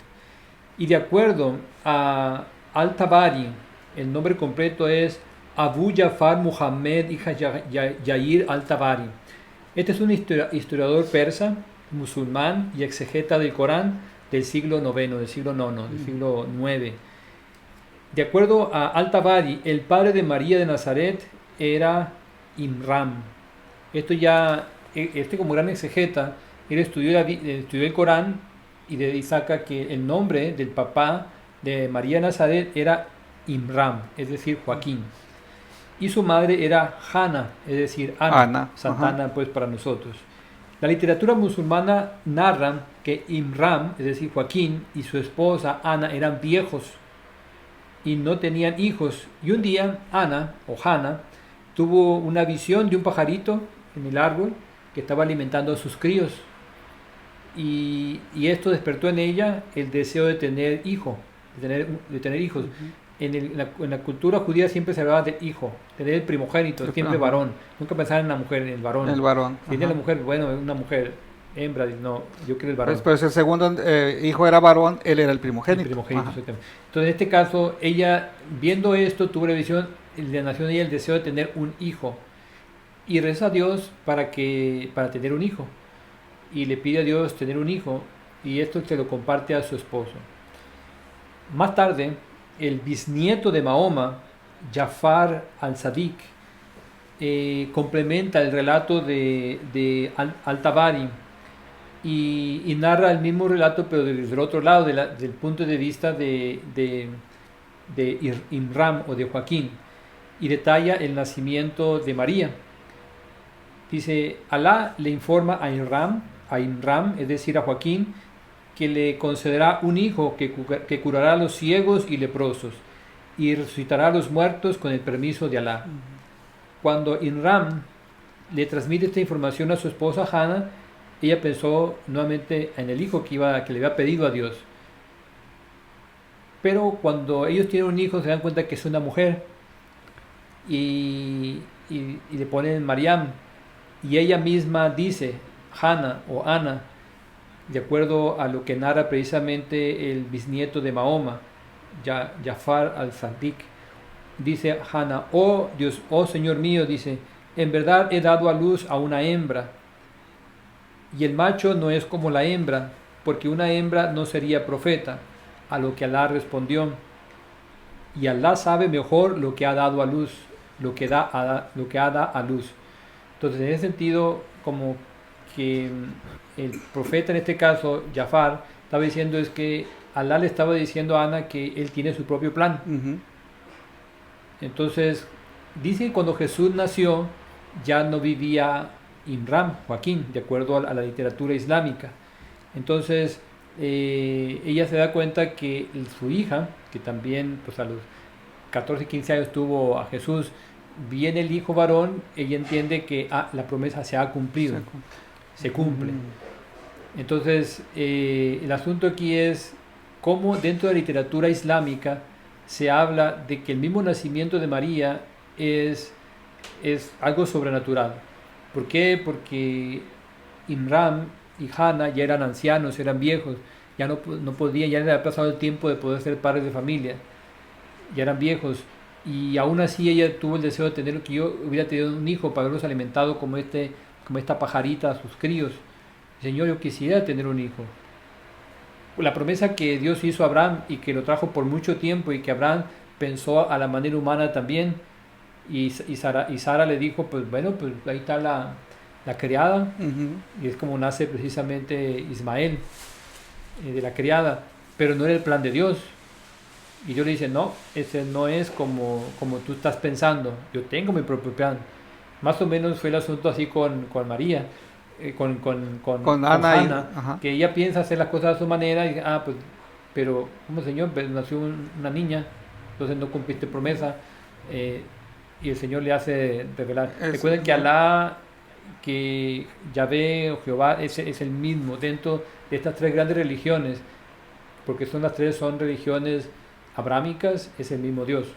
Pues bien, esto es parte de la literatura islámica, y esto está sustentado también, claro, por la literatura cristiana, pero todo esto que dentro del islamismo se mueve, y estas grandes reflexiones que hay, que están por escrito, hablan de que la cultura musulmana absorbe ya mucho de la cultura cristiana que había en todos los lugares donde ellos dominaban, particularmente el norte de África.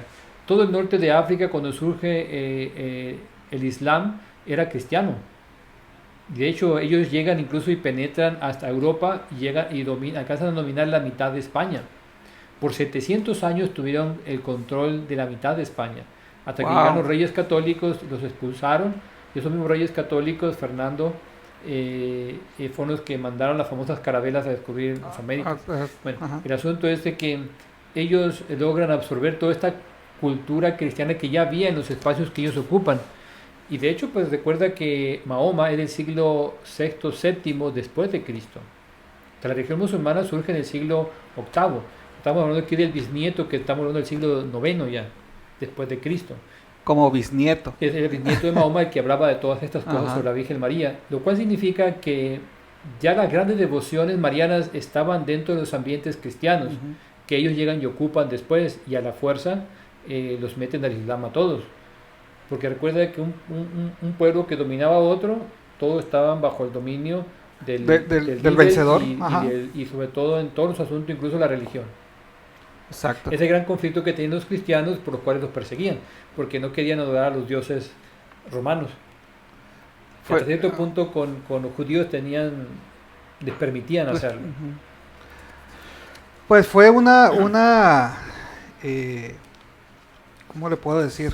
Ha sido una gran experiencia el conocer más sobre este aspecto de la Inmaculada Concepción, sobre la tradición también mariana, que en lo personal desconocía tanto de lo que nos ha comentado ahora. Pues, yo pensaba que la tradición mariana venía del siglo XV, XVII, por ahí, que se había... No, la tradición mariana siempre ha estado desde los primeros siglos. Es una de las razones por la que te decía ahorita, en el siglo IV se rechaza, por ejemplo, el protoevangelio de Santiago, porque pues habla del nacimiento de la Virgen, también habla de todo esto que absorbió la cultura islámica, habla de todo eso que para los padres de la Iglesia no era importante tenerlo en la Biblia, porque la Biblia tenía que ser cristocéntrica. Es decir, el Hijo de Dios que viene a redimir a la humanidad es el que tiene que estar al centro. Y algunos capítulos sí mencionan a la Virgen, pero la devoción a María siempre ha estado presente. Incluso desde los primeros siglos, ahorita vamos a ver algunos padres de la Iglesia, siglo II, que hablan de ella, de su concepción y todo eso. Nada más para concluir esta referencia externa a la teología cristiana, que es la teología islámica. De hecho, las mujeres musulmanas ven como un gran ejemplo a la Virgen María. Y de hecho visitan los santuarios no solamente los musulmanes, sino incluso los cristianos de la Virgen María, particularmente en Jerusalén y también allá en Egipto, en Matarayá, es un santuario mariano de la Virgen María. Ellos, los musulmanes, van a esos santuarios cristianos, Sí. por el Y, gran respeto que tienen precisamente a la Virgen María. y mi tía me dice que ellos visten así los atuendos que usan y que se cubren el pelo por la Virgen María, porque es un ejemplo para Sí, ellas para a ellos, seguir. sí. Ajá.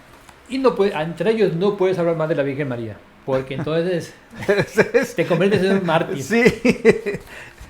Para- Caso, sí. caso contrario con nosotros, ¿no? Sí. Que hay tanta, inclusive dentro del catolicismo Ujú. hay cierta controversia, ¿no? Sí. Que todavía... Sí, y eh, bueno, ya más adelante en los siguientes temas vamos a hablar qué debe ser nuestra actitud precisamente ante toda esta situación y sobre todo tu relación con María, cuál debe ser, hasta dónde sí estamos forzados, vamos a decir, por la fe a vivir y qué otras cosas eres libre, porque a fin de cuentas la libertad es un gran principio que en el cristianismo siempre se ha vivido, y se ha respetado. se ha respetado y eso pues viene desde el Señor. Bien, concluyendo el tema, porque a fin de cuentas pusimos todo esto como soporte para lo que la Iglesia define como dogma de fe. Ujú. ¿Qué expresa el dogma de fe de la Inmaculada Concepción de María de Nazaret? En resumen, la tradición cristiana y católica sostiene que la Virgen María fue preservada de todo pecado en el momento de la concepción, es decir, fue concebida pues virginalmente también, sin, como decíamos ahorita, sin ese concurso de la concupiscencia sexual propia de la humanidad, De la una biología relación de humana. intimidad, Ujú. pues. A eso hace referencia precisamente este dogma. María pues fue concebida sin pecado en el vientre de Santa Ana su madre y es llena de gracia desde el momento de su concepción. Y este privilegio le fue dado a ella de manera previa o de manera como previsión a lo que ella iba a hacer, como algo adelantado a lo que Jesús iba a lograr por nosotros en la cruz. Recuerden que la redención de Jesús se da en la cruz, ahí donde Él, al entregar su vida por nosotros, nos redime. Pero esa gracia llega a nosotros a través del bautismo. Esto que Jesús nos logra para nosotros en la cruz, de manera anticipada, se le otorga a ella. Y es concebida pues sin mancha. Sin ¿Por qué? mancha. Ajá. Porque iba a ser madre de Dios. Convenía pues que María fuera concebida sin pecado, pues iba a ser madre de Dios. De hecho, hay unos autores de los primeros siglos que la llaman la Panagia, Panache. que es la toda santa. Ok. Toda santa significa. Hasta Claro, hasta ahora entiendo esa palabra. Sí, La había escuchado es una ya palabra antes. griega, Panagia, Mm. que significa toda santa, es referida a ella, así la llaman, como decir a Teotocos, la Panagia, es la Teotocos, la Madre de Dios, la toda santa. Es Ok. un concepto referido precisamente a ella. Todo esto significa pues que ella fue inmune de los movimientos de la concupiscencia, fue inmune a los deseos irregulares de los apetitos sensitivos que dirigen al mal. Incluso ella nunca pecó. Era santa, o sea, como Jesús, como dice Pablo, en todo semejante a nosotros menos en el pecado. La Virgen María, De igual manera. acuerdo al concepto de la Inmaculada Concepción, ella permaneció siempre sin mancha, sin mácula. Por eso la concepción virginal de Jesús, por eso su asunción a los cielos, la única que es llevada a los cielos en cuerpo y alma, porque Exacto. fue la única que ha sido concebida, la única criatura que ha sido concebida sin pecado después de Eva, la única. La única.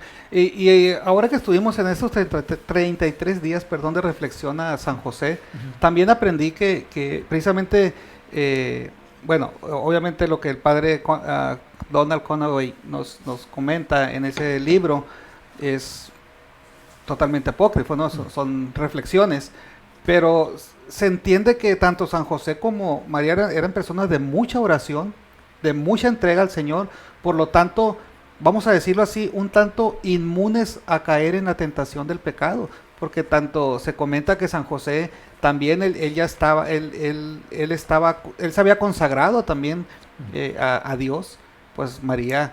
De hecho, no lo mencioné, pero dentro de la teología islámica se habla de que la Virgen desde pequeña fue llevada al templo y se dice que era un tío suyo, el que la educó desde el principio antes de salir a los 12 años, que estuvo desde los 3 años a los 12 en el templo, junto con otras muchachitas. Fue presentada al templo a los 3 años y ahí se quedó hasta los 12. Suponemos que el famoso tío que la educó pues fue precisamente Zacarías, que estaba casado con una parienta que dicen que es prima, pero más que nada viene siendo prima de la mamá dice que Zacarías era hermano de Hannah, por eso estaban emparentados. Oh, ok, de ahí el parentesco. El parentesco. Oh, okay, entonces quien educa a María, pero está dentro de la cultura islámica. Y yo hasta Donde se apenas habla de ahora lo estoy conociendo. Pero lo que te digo, que siendo unas tradiciones que ya había en el cristianismo, la cultura islámica lo que hizo era recoger nomás eso y lo puso por escrito. Exacto. Que así es como ha surgido la Biblia. Todo primero es tradición oral y se va transmitiendo de una generación a otra, después se pone por escrito. Así los evangelios, ¿cuándo se escribió el primer evangelio? Más de 30 años después de la muerte de Jesús. De acuerdo a la historia, ¿no? Después de la destrucción del templo. Sí. Entonces, la destrucción del templo de Jerusalén fue en el año 70. Jesús murió el 33. El 33. Entonces estamos hablando casi de 40 años. Pero es el asunto, pues, como muchas veces ellos que recogen, ellos se dieron a la tarea de poner por escrito todo eso. En la literatura cristiana también está, pero a veces hacemos más caso a lo que está afuera que a lo que tenemos dentro. Tenemos dentro, Pero curiosamente eso que está afuera es de acá y tiene valor porque estamos hablando que son documentos de 1300 años. El Corán se escribió hace 1300 años. La Biblia, pues sabemos, hace 2000 años. Bien, ¿qué dice este dogma? El dogma, bueno, de la Inmaculada Concepción sabemos que era una verdad que ya se vivía en la iglesia. Se poseía, se confesaba y se vivía desde el principio, pero fue declarado hasta el 8 de diciembre de 1854 por el Papa Pío IX o Pío IX en su bula Ineffabilis Deus. ¿Qué dice el Papa ahí? Declaramos, proclamamos y definimos que la doctrina que sostiene que la Santísima Virgen María fue preservada inmune de toda mancha de la culpa original en el primer instante de su concepción por singular gracia y privilegio de Dios omnipotente. O sea, que fue concebida por gracia de Dios. En atención a los méritos de Jesús, el Salvador, ahí precisamente en la cruz. Y esta verdad está revelada por Dios y debe ser, por lo tanto, firme y constantemente creída por todos los fieles. Es decir, cuando los padres de la Iglesia, en este caso ya el Papa, define una verdad como dogma, ya todos los cristianos, bajo esa fe, tenemos que reconocer y aceptar como revelada esa verdad. Pero como dijimos en el programa pasado, sobre la Virgen María solamente tenemos 4 verdades de fe que tenemos que creer, aceptar y vivir.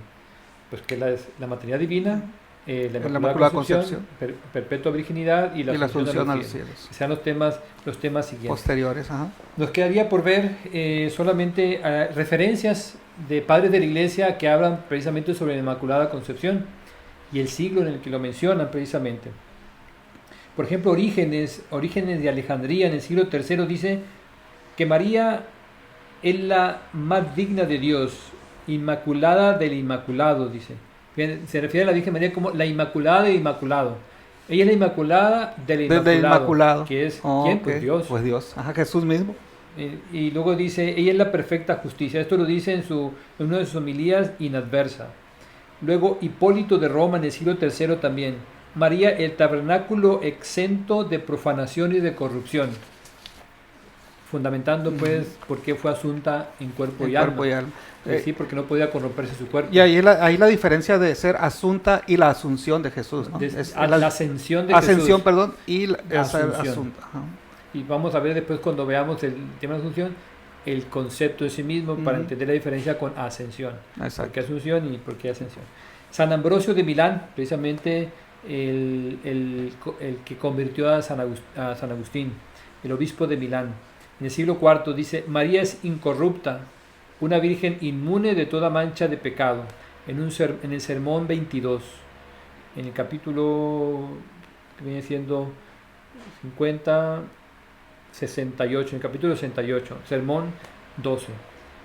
Máximo de Turín, en el siglo IV, la llama la morada preparada para Cristo, no a causa del hábito de su cuerpo, sino de su gracia virginal, dice, en uno de sus documentos.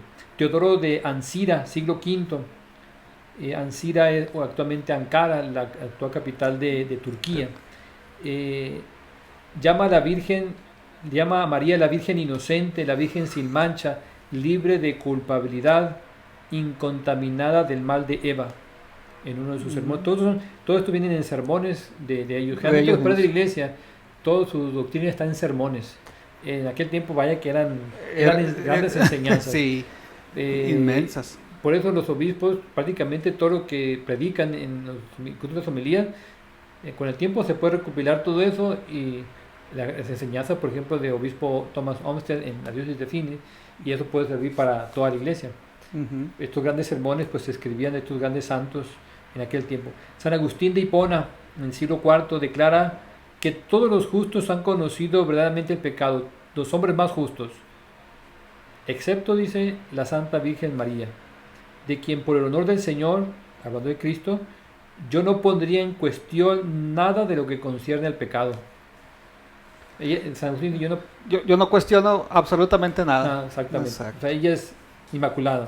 San Prócolo de Constantinopla, siglo V, María fue formada sin ninguna mancha.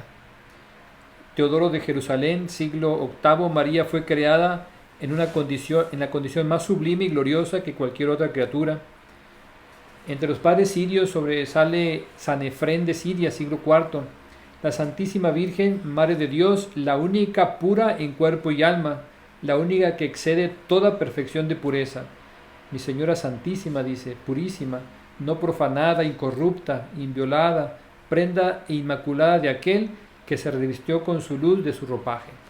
O sea, con su carne, pues. Sí. O sea, es un sermón que a la vez se convierte en una oración y testimonio de vida de San Efrén. Wow. San Juan Damasceno, siglo VIII, considera que la influencia sobrenatural de Dios en la generación, en la concepción de María, fue tan comprensiva que ha de extenderse también incluso hacia sus padres.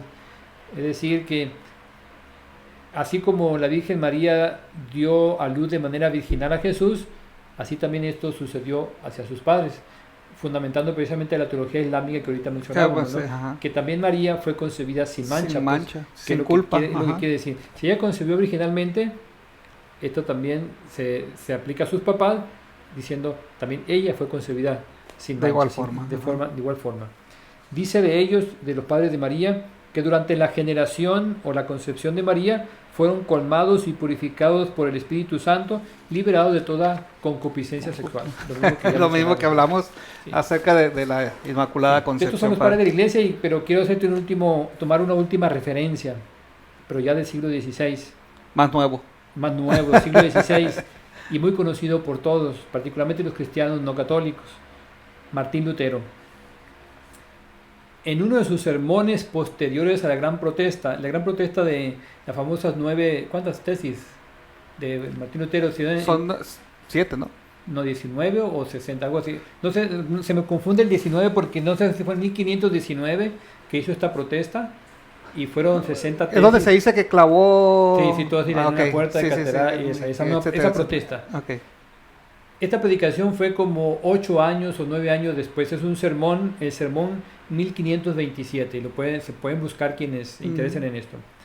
Él dice sobre la Virgen María: es dulce y piadoso creer que la infunción del alma de María se efectuó sin pecado original, del modo que en la mismísima infusión de su alma ella fue también purificada del pecado original y adornada con los dones de Dios, recibiendo un alma pura infundida por Dios mismo, de modo que desde el primer momento que ella comenzó a vivir fue libre de todo pecado.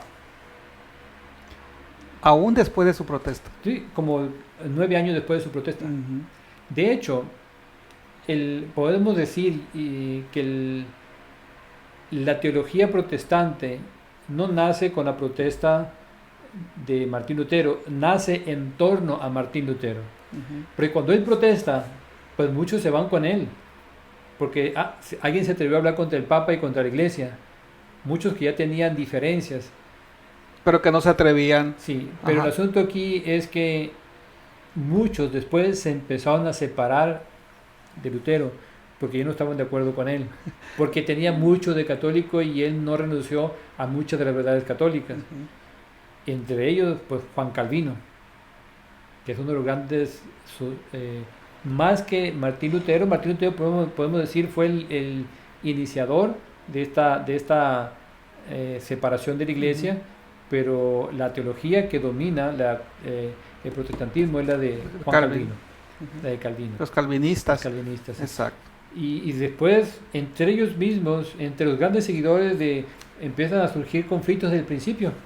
De hecho, en un testimonio que recopilaba el padre Amatuli, que en paz descanse, sobre Martín Lutero, él dice, antes de morir Martín Lutero, ya había cerca de 400 congregaciones evangélicas, en las que él mismo dice, me duele porque no están de acuerdo. Había discrepancia, o sea, había protestantismo dentro del protestantismo. Sí. Y cabe mencionar, padre, ahorita que estamos mencionando esta palabra protestante, no lo hacemos de una forma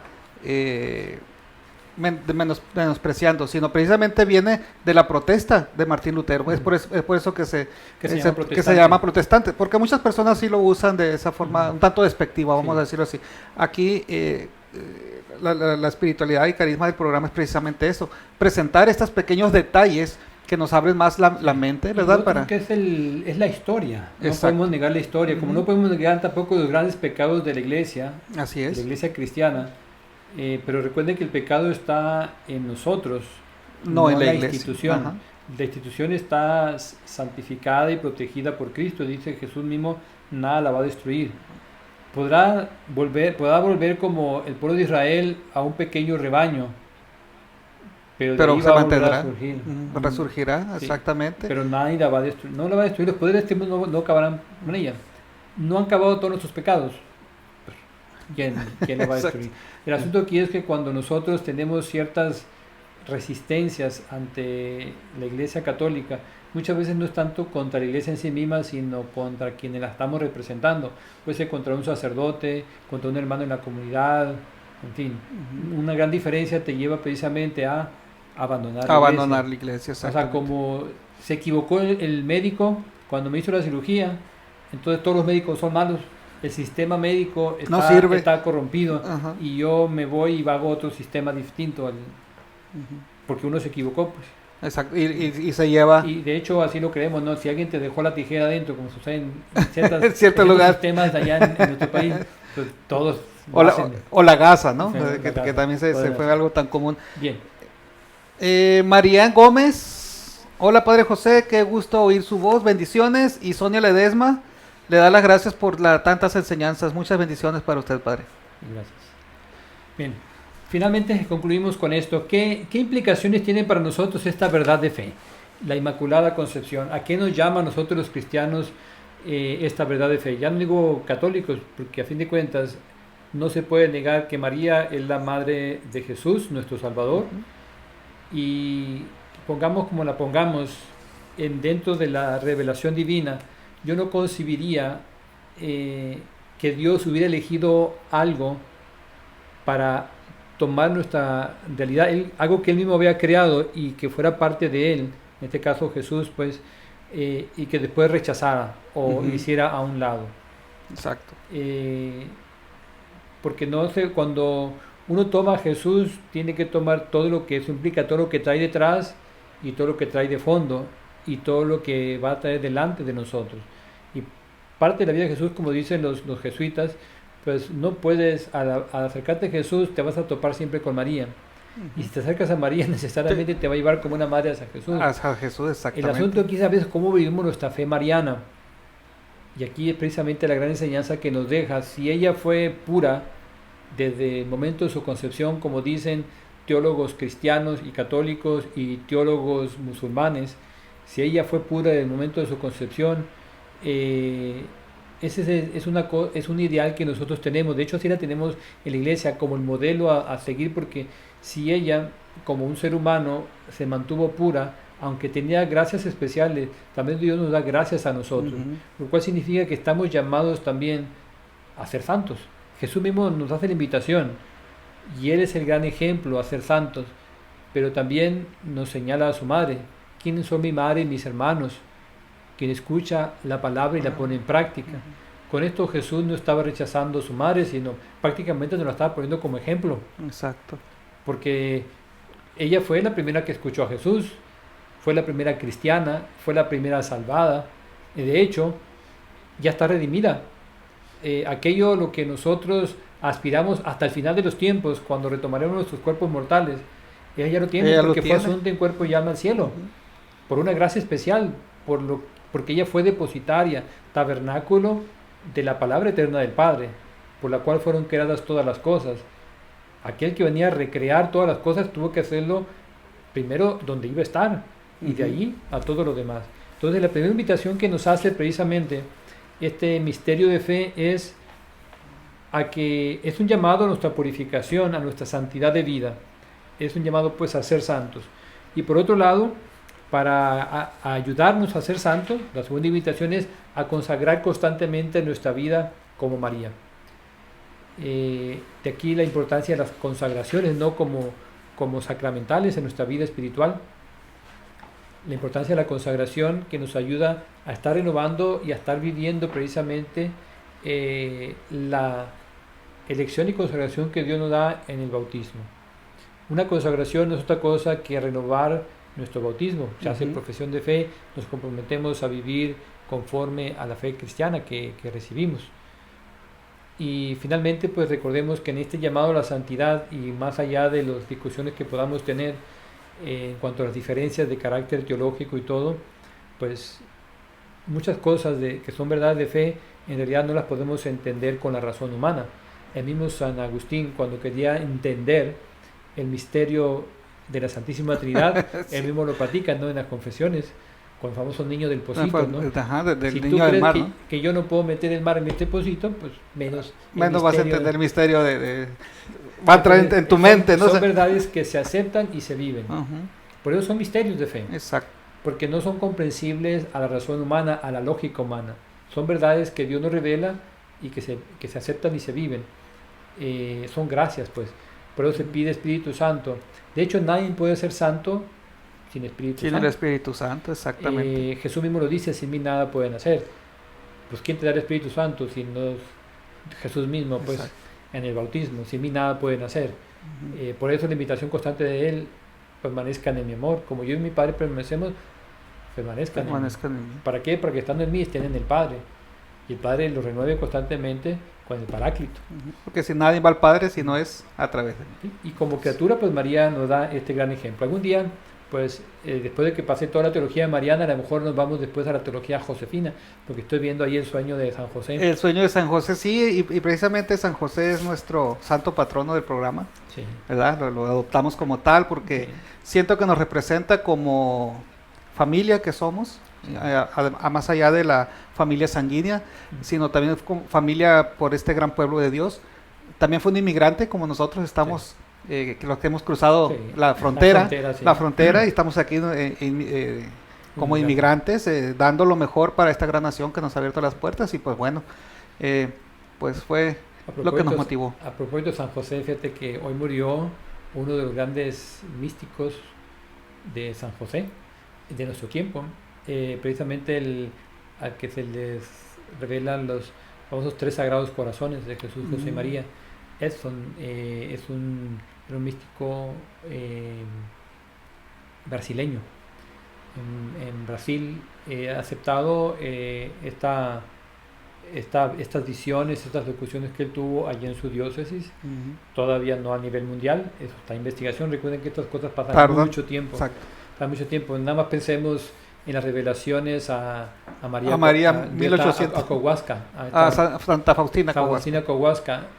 Y eso fue porque era de su propio país, y casi 100 años después que murió Santa Faustina, pues vino San Juan Pablo. el reconocimiento de este gran misterio de fe, y puesto dentro de la liturgia y la santificación de esta gran mística también de principios del siglo XX. Eso pues, es místico del siglo XXI. Quizá dentro de 100 años estará sucediendo esto que sucedió. Esto que no nos va a tocar a nosotros ver. Pues bueno, pues falleció hoy. Falleció hoy, Oremos pues por que su oremos por su eterno descanso y que brille para él la luz perpetua. Y para cerrar, Padre, como bien lo mencionó, hay un apartado de la Inmaculada Concepción que viene en el Catecismo del numeral 490 al 494. Y voy a cerrar nada más con el 490. Para ser la madre del Salvador, María fue dotada por Dios con dones a la medida de una misión tan importante. El ángel Gabriel en el momento de la anunciación la saluda como llena de gracia.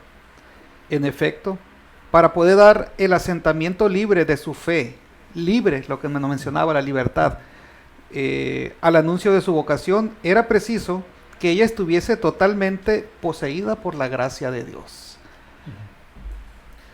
Así que por eso le llaman la predestinada. la también. predestinada, exactamente. Y pues bueno, más que aprender, recuerden que tenemos todavía dos segmentos más sobre el dogma, la teología mariana.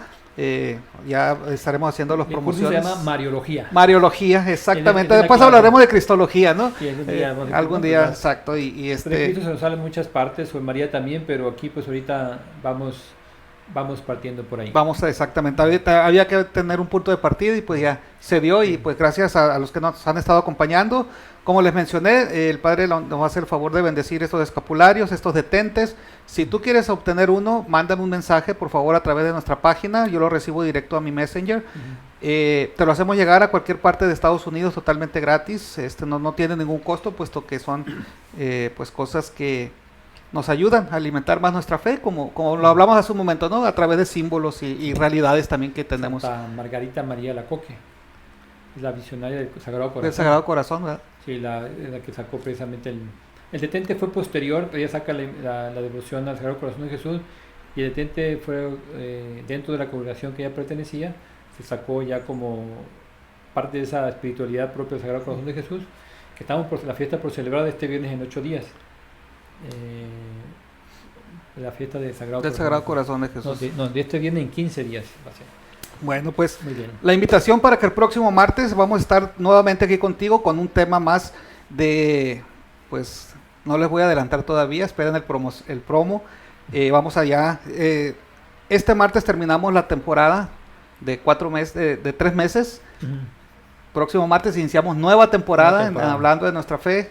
Gracias a quienes nos patrocinan a través pues de seguirnos, de seguir la página, de sus likes, de sus comentarios y sobre todo de sus oraciones. Padre, le pedimos su bendición y la bendición sobre estos artículos religiosos, por En favor. nombre del Padre, el Hijo y el Espíritu Santo. Amén. Amén. Te pido, Señor, que derrames la gracia de tu bendición sobre estos escapularios y estos detentes que simbolizan tu Sagrado Corazón, para que todas las personas que utilicemos con fe y devoción estos escapularios, estos detentes, de acuerdo a las promesas que nos has hecho saber mediante estas revelaciones místicas, nos sintamos, Señor, protegidos por ti de todo lo malo de este mundo, especialmente acechanzas del enemigo, injusticias humanas, no ser víctima de injusticias, falta de amor, enfermedades, falta de oportunidades en la vida para nuestro crecimiento y nuestra realización, falta de fe. Y que sintiendo tu presencia, tu protección y tu ayuda, en todo momento demos testimonio de tu amor. Te lo pido, Señor, que vives y reinas, inmortal y glorioso, por los siglos de los siglos. Amén. Amén. El Señor esté con ustedes. Y con tu espíritu. La bendición de Dios Todopoderoso, Padre, Hijo y Espíritu Santo, descienda sobre ustedes y permanezca con su gracia para siempre. Amén. Feliz noche y tenemos una cita el próximo martes en punto de las 7 de la tarde a través de esta plataforma digital de Facebook y más tarde retransmisión por nuestro canal oficial de YouTube en HNF con Isaías Anaya. Un placer estar con ustedes. Feliz noche. Que Dios los bendiga. Buenas noches.